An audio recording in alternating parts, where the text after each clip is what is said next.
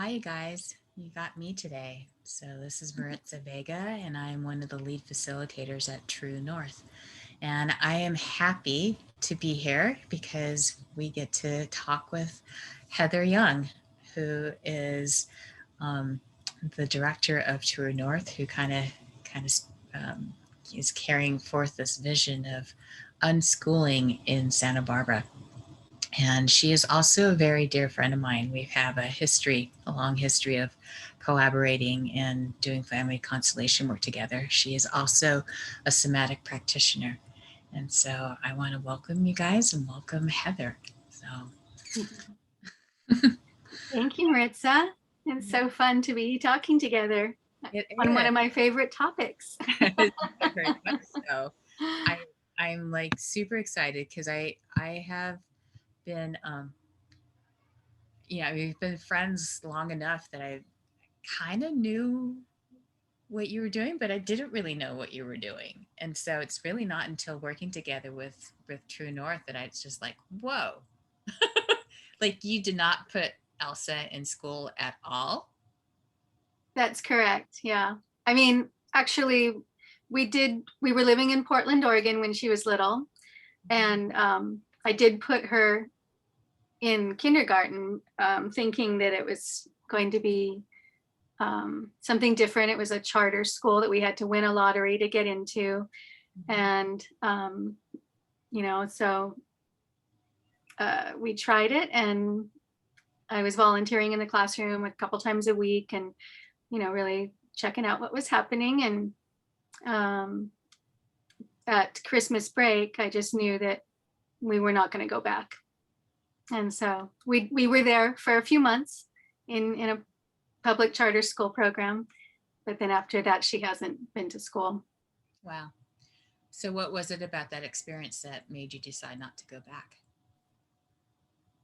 There was a number of dimensions to it.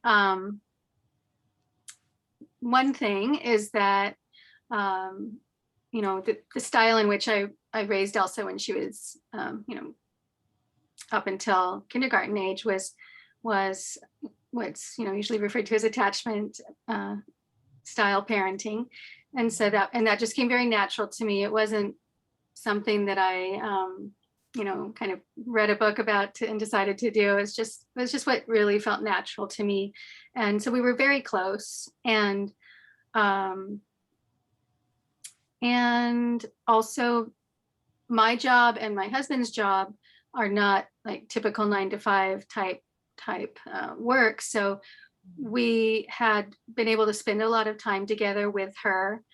And when school came along, when that kindergarten experience came along, it just came into our lives and like felt like a really big disruption to what we'd been doing, which was spending a lot of time together. And when I was working, Frank would be with her, and when he was working, I was with her, and we had more flexibility to be together, all three of us. And then when school kind of it felt like this kind of boulder that just dropped down on us, this schedule that was not a match for our lifestyle. So that was one of the big elements, actually. And in volunteering and being there, I'd worked in schools and many settings with kids. Years prior to that, I'd done like 15 years of work with children, but then for the prior 5 to 10-ish years, I had been doing my somatic practice with adults. So I'd been kind of out of working with children and in school settings and that kind of thing for a while when I had Elsa. And at 5, by the time she was 5. And so going back into that setting, I just started feeling it kind of through fresh eyes. And like, for instance, going to the cafeteria for lunch was a total assault on your nervous system. It was, that huge, like multi-purpose kind of room where all the sounds echo, and there's like 100 kids in there or more. And like Elsa couldn't eat a thing, and a lot of the kindergartners wouldn't eat their lunches because they were so just trying to navigate what was going on in the room, I was feeling that way as an adult. So those types of things, it just didn't resonate for our lifestyle. It didn't resonate in terms of just like the physical experience of being in the school with all the other people that were there. And then Elsa herself was, she started having nightmares. Oh, wow. And she would tell me when she got home that it was strange to her because all that the kids wanted to do when they were playing at recess was play monster and chase games. And now even like when she thinks back on that time, she recalls how it was so strange because it was almost as if, being in that setting, that was the children's way of kind of unconsciously processing the situation they were in, because they would every recess play nothing but, chasing and getting chased by monsters and like getting thrown into the hot lava pits. I mean, kids do that kind of game anyway, but for her, it was a new experience, and it turned into having nightmares at home and stuff. So there were just different indicators to me that, just wasn't feeling right. And then another major factor was when I was volunteering in the classroom, there was one child in particular who he clearly just should not have been in a school program like that. It was not a fit for him.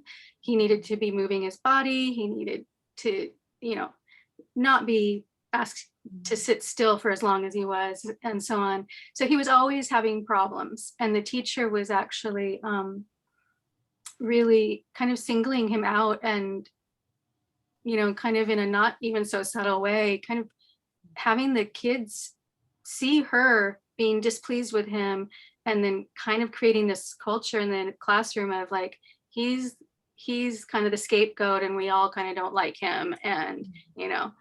Short of putting a dunce cap on him and sending him to the corner, it was very much like that. That was the energy around it. And Elsa started exhibiting the opinions of the teacher. And that is what really got me. And I was like, oh man, no, she's not going to go spend 6 hours a day with an adult who is teaching her that, right. Yeah. So I just didn't feel like it was the right situation for her and for us as a family. Yeah. Wow. So there's so much in there. So, I mean, it's so true because it's like you really have to be aware of who you're choosing your kids to be around, because their nervous systems are developing and so intricately and so or like all the subtle nuances are being absorbed, right, in terms of how people are with each other and their environments as well. So it's cool that you were in tune with that. But yeah, I've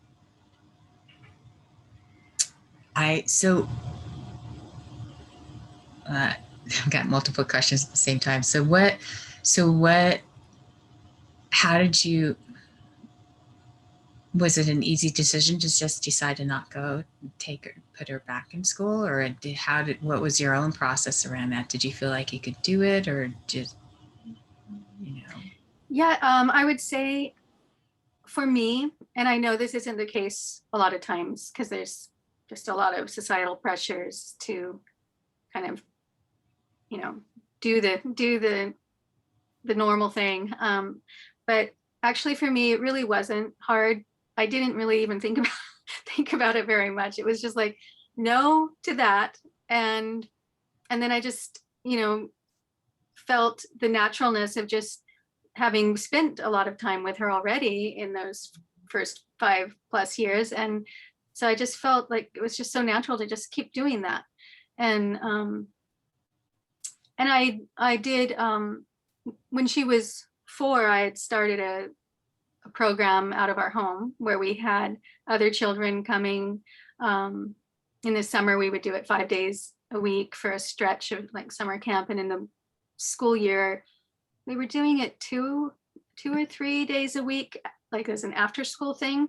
And we had kids ages 3 to 7 come to our house. And I had an after school arts program for the littles, and called Octopus Garden. And we had a lot of fun doing that. So I'd been doing that, and then when that experience happened with the kindergarten, I just was, I'd already been doing stuff where I knew that we didn't need school, basically, that we could just keep going with what we'd been doing, and that would be enough. Yeah. So what was it that you were doing? What did a typical day look like when you guys were home together? You mean like with Octopus Garden and at that time, or later a little bit, or because it kept, changing? Let's say first before she went to kindergarten. So, Well, yeah. So, I mean, just in general, I'd say what was happening at home a lot is that she got read to a lot because she loved being read to. And so when I was working, like my husband, Frank, and her would read a lot, and a lot in French because he's French. And so she was learning 2 languages from the beginning. And she just loved, having him read to her. And when I was with her, we did a lot of reading together too, but that was actually especially something she loved to do with her papa. And so there was a lot of that going on every day. And then there was a lot of, like, we would go on just outings, we'd either walk to the neighborhood park, see what we see, play on the playground. We would go to, there's a beautiful place called Crystal Springs Rhododendron Gardens in Portland that was near to our house. And so we would go over there and feed the ducks and wander around. And, so nature outings were a big part of our regular routine. Just, going to the library was always also a regular part of our life. And her father's a musician, so there was music all the time going on, playing. He would be always playing music. And so those are kind of some of the big chunks of things that occupied our time on an ongoing basis from the time she was born, really, till now. It's now we don't read to her. She reads to me often, actually, now. Poetry at breakfast. But we didn't try to replicate any kind of school at home. We just lived our life in the way that felt good to us, which included, like I said, going places together, just to the grocery store, like kids, I feel like, learn so much just accompanying adults doing their normal tasks of living. And you don't have to make a big production out of, curriculum and sitting down to do this and that for hours a day. We did arts and crafts projects together because I like to do that stuff. And she would, practice her writing just because she felt like she wanted to write. And that all came on board very naturally, just out of desire. When the children are being read to and they see you reading and writing, they want to learn it too. They want to do what the adults around them are doing. So there wasn't, we didn't do lessons. We just lived life, and she learned. And when she wanted to learn about something else, it would become a parent, because just like we'd be at the library and she'd be picking out books about a certain thing, and, oh, you're interested in that, okay. And or we, at the duck pond in our conversation together, she'd be noticing such and such, and because I'm with her so much, I would just know what her interests were, and then I would support that and get more books from the library, look it up on the internet, talk about it more, whatever it was, just kind of foster those interests in a very natural way. Yeah. And for us, it worked very well, and I've seen it work really well in that same way for other families too. When you realize how natural learning is, and then you don't need to force it, that it absolutely unfolds from the child so naturally, then it just becomes quite easy. Yeah. Yeah. No, I definitely had a similar experience too with the year we accidentally, unexpectedly homeschooled our son too. So I had a similar experience.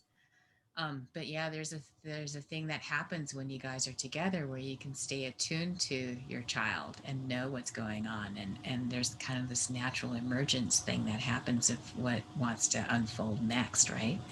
And following their interest and stuff. So yeah, it's pretty powerful. I don't know if this is possible or not, but I'm curious. Like, so it feels like when you guys are together, there's this flow that's happening of just living your lives together and just following your interest, your husband's interest, and Elsa's interest. And then I'm curious, like when they went to when she and then when she went to school, were you there every day, or so you still kind of had a, a thumb on that, or did you feel that break? Um, well, one of the things that I noticed, would start happening right away, that started happening, and I think a lot of families can probably identify with this, is, um, she needed to be up and dressed and breakfast and everything ready to go by a certain time, and every morning, 5 days a week. And um, that wasn't how we'd been living our lives. Our schedules were not like that. And so the tension of just having to meet that schedule was new for her and for all of us. And as adults, we could adapt a little more, like, okay, we're just going to do it, But as a child, she was just like, you know, Yeah. wait a minute, and her natural rhythm kind of fought back a little bit, and so, there were some struggles in the mornings just getting her ready and out the door on time. And when that was happening, I was like, this doesn't feel right, that I'm in a power struggle with my child to force her to go do something that actually isn't feeling right to me to go and make her do. So, you know, that those are some of the things that Yeah. aligned in me, and made it obvious to me that it just wasn't, um, you know, I didn't believe the payoff was worth what we were sacrificing. Right. And so, So, so had you already been exposed to the concept of unschooling? Because I mean, I mean, for me, I was aware of homeschooling, but that to me kind of meant that there was some kind of curriculum that was being followed, which we had, even though a lot of what we did was actually naturally unschooling, but we were within a context of a school's program. So where we would go every week and meet with a teacher, but we did whatever we wanted, and she just kind of fitted into whatever boxes they want. So this concept of not of unschooling, of like not putting a kid in school at all, was just like it's kind of mind-boggling to me, and I tend to be progressive on that level. So had you been exposed to that, or did you? Yeah. I had not. I was doing it before I knew that it had a name, and we were just doing what we were doing, and I felt comfortable with it. I think that came out of, I mean, it's like, how far do you go back? How far do you what? How far do you go back to say where what experiences influenced you to do a certain thing or made you feel comfortable to do a certain thing? But certainly, I think it has roots in my childhood. Um, and then what happened for me as I progressed through school, and but then also because of my work as somebody who does, somatic practice, and had been doing that for many years, that whole work is about trusting what your gut says, basically, trusting what your body is Yeah. saying to you. Yeah.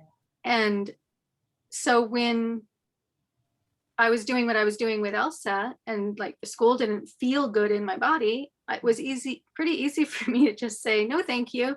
And when I was doing what I was doing with her, which was just a continuation of my attachment parenting style, parenting, and living life together, that felt right. And I just simply trusted that. And I know that's not how it is for everybody, and I don't mean to make it sound like, oh, no problem, but for whatever various reasons, that's just, how it was for me. I did just trust it. It felt right, and I trusted it. Sweet. And there were moments, of course, like in any parenting journey, where you're not sure that you're doing the best thing for your child. Like, you can have your kid in Ivy League schools and whatever, and you can still have those feelings. There's always those feelings on the parenting journey. But for me, when those feelings would come, I would just, there would be different things maybe that I'd try with her, maybe to get a little more schooly, and she wasn't having it. So they always just kind of got dropped again. And as we progressed, well, what ended up happening was when she was ready, she would take tasks on. And, in her teen years, that became things that were actually fairly schooly. She did a number of, traditional classes or conventional classes, of her own accord. She just wanted to. I certainly wasn't telling her she had to, and she wanted to. And that's what happens when kids are given that freedom. They, in their own good time, when it's right for them and it's developmentally appropriate for them, they want different things. And so, yeah, she just got to a different, at her different internal milestones, she would open up to different types of things. And I just had to kind of support that. Yeah. And you being in tune, you could do that. Did you, I would imagine you grew as a parent as well, having been tuning into her and then also balancing your own needs and interests as well. But I mean, how can you talk a little bit about that journey as a parent of unschooling your child and Yeah. So I guess as time went on and I started realizing, like, I guess it was probably one of those moments where I was like, oh, am I doing enough? Am I doing the right thing? And I started kind of doing some research, and then I discovered that other people were doing this too, and it was called unschooling. And so, and I guess that was probably a couple years in, like maybe she was like around 7 or 8, even 7, probably, when I realized that there was some name for this thing. And so, yeah, I guess that felt validating to know that other people were doing it too. And it was a movement. It was not just me being this weird parent. And so there was some validation there. And then as I just really kind of leaned into that, I really started, I'd just been doing it, something that felt just natural to me. So it was almost like, when something's so natural, you don't really necessarily, it's not all conscious, it's a lot unconscious, and you're just kind of doing what you're doing, So once I had a name for it and realized there was a whole movement of people doing this, making these choices and so on, I started being much more conscious of it as a purposeful choice that I was making with her. And then that did start to, definitely alter kind of how I viewed myself as a parent. And then as I was embracing that and leaning into that, I would say what I started to realize just, as time went on is like, wow, this journey that I'm taking with Elsa it's a whole life journey. It includes everything. And in that way, it's definitely a spiritual journey. And so, and as is parenting in general, it definitely grows us, in all the ways. And it's like, it's a soul journey. It's a spiritual journey to have children. And certainly on this path where I've chosen to stay very close with my child, it becomes a primary source for sure of growth. And I would say one of the main things is learning the trust. Like I feel like life teaches us that no matter what path we're on, it's that, it's that there's a lot of learning how to trust. And certainly as a parent, no matter what kind of journey you choose to take with your child, there's a lot of learning about how to trust.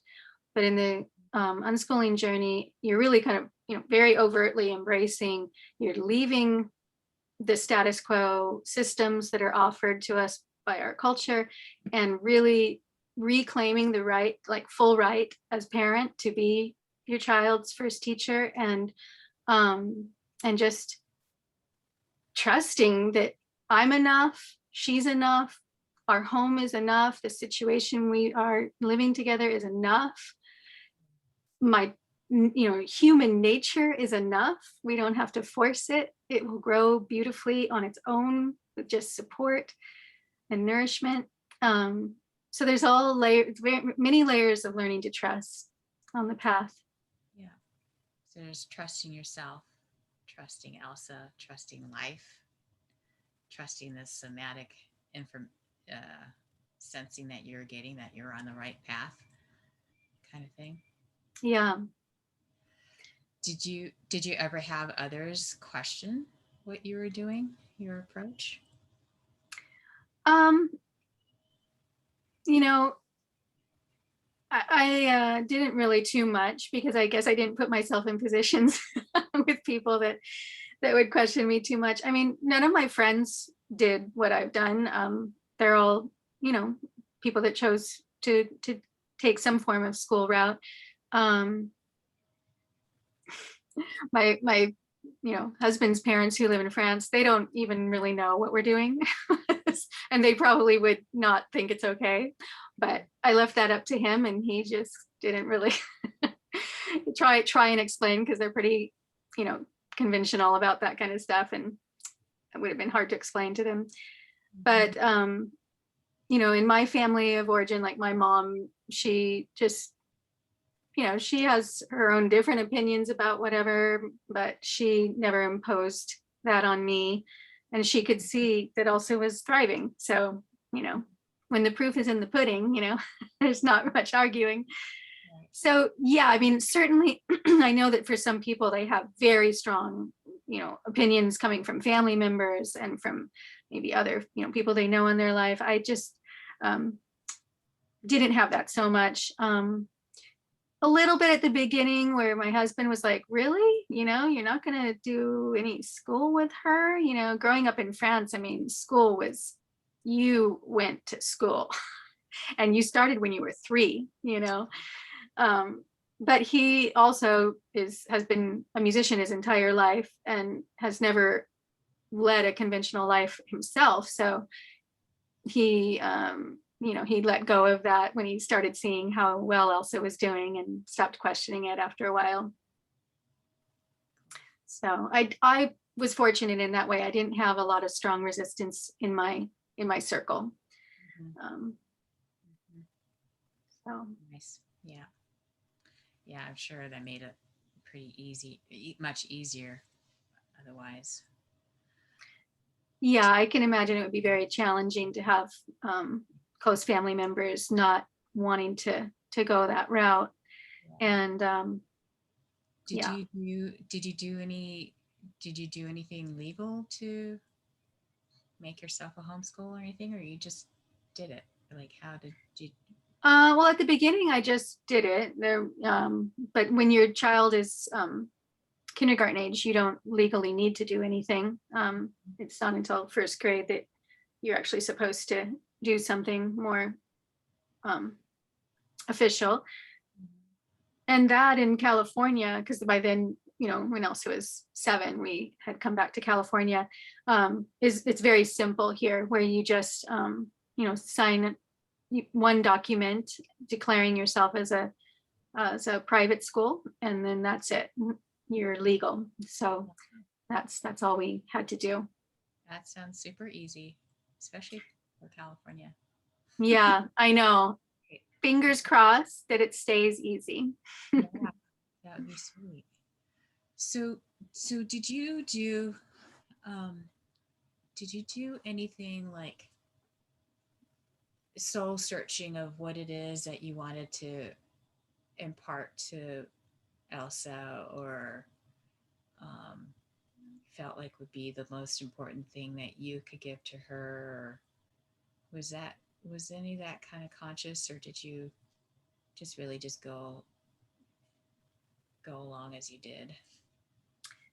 Well, I mean, I do feel like, the most important thing that we can give as a child's primary caregiver, which often is the mother, but of course not always, um, is, just that basic unconditional love where you're that person to them that shows them that life is good because they are loved, Mm-hmm. period. Mm-hmm. And, anything else that you give them, that you share with them, that you teach them is like just, you know, the frosting on top beyond that. Like, I feel like that's, of course, just absolutely the most important thing to any human being is to feel that sense of being loved and therefore a sense of belonging here in this life, Mm-hmm. and that life is good and that the world will respond to them with love, even if it's not always, a bed of roses, as it's not, of course, but that in general, the basic feeling is that life is good and life is going to be good to me, and I deserve to be here, and I'm okay. Mm-hmm. you know so if a mom can, you know hopefully give at least some of those feelings, at least in part, to the child, then that's the most important thing. And I know for me, part of, I think, what's caused me to find this journey, um,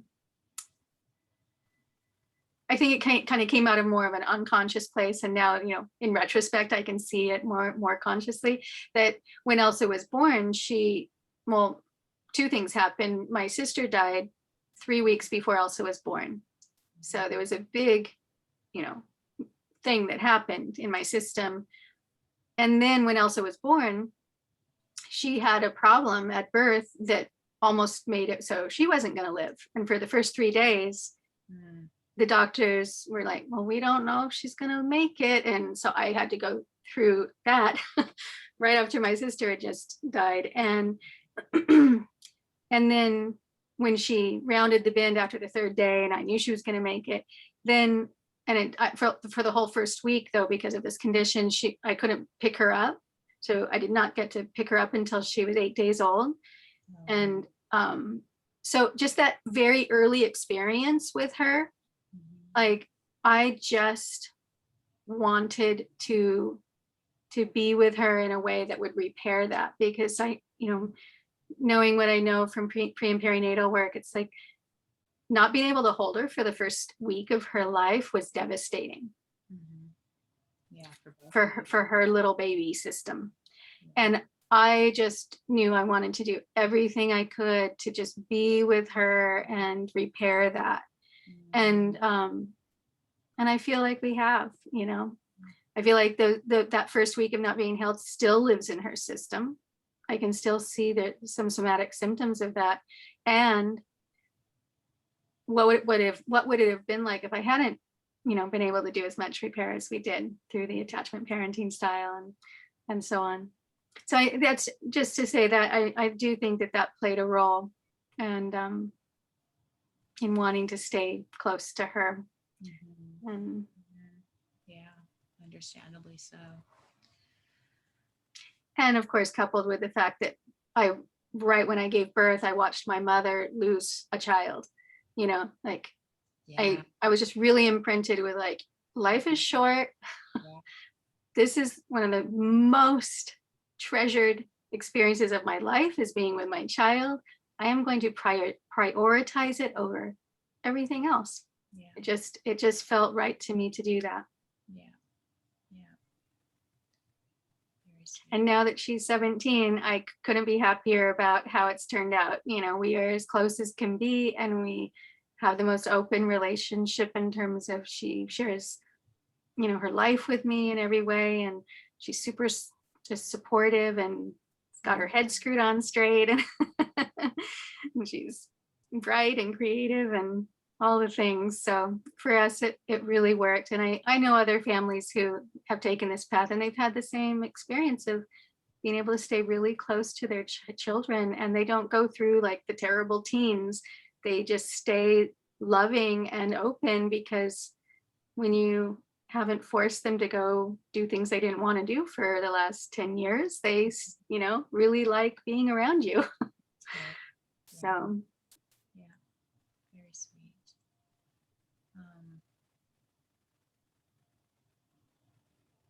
There was another question lurking, but it's gone now.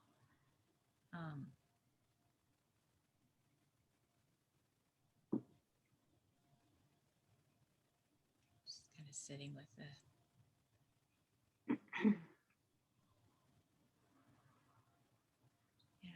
Yeah, that's pretty incredible that you got to do that with her.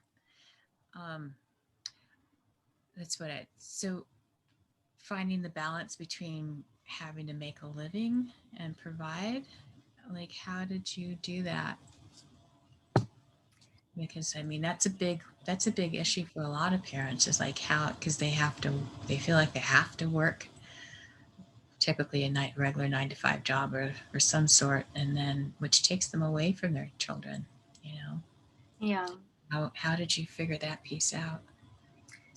Yeah. Well, as I've mentioned, neither myself or her father had typical jobs. I was seeing clients and I could make my schedule more or less the way I wanted to, since I was just working for myself. And my husband worked mostly nights being a musician. So Mm-hmm. between me working during the day, seeing clients, scheduling, like, so for instance, when she was first born, um, and she needed to nurse frequently.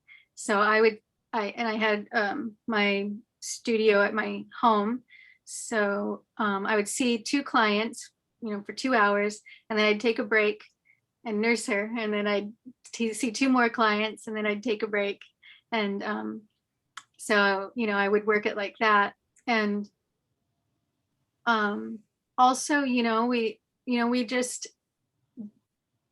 we just got by on very little. We weren't, the whole time she was growing up, there was never the priority of like, oh, we've got to make more money because, we got to make more money so we can be more, have more of a buffer. It was pretty hand to mouth for the whole time.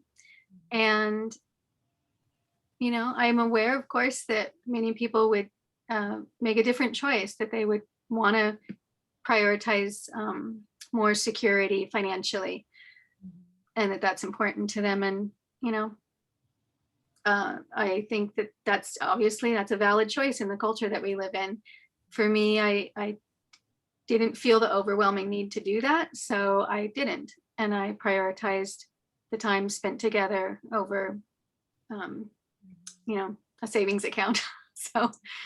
So there may come a day where I'm like, oh darn, I wish I could have done a little more in that department, but I think I will never regret having those years where I was able to be with her as much as I was. Yeah. I don't, Yeah. It's priceless. Yeah, it is priceless. But it was definitely done on a shoestring budget for us. That's how it happened. Yeah. So that brings in a whole nother level of trust that you had to have as well. So, Yeah. Trusting that you guys will make it through somehow or another, or trust in life providing for you as well. Yeah.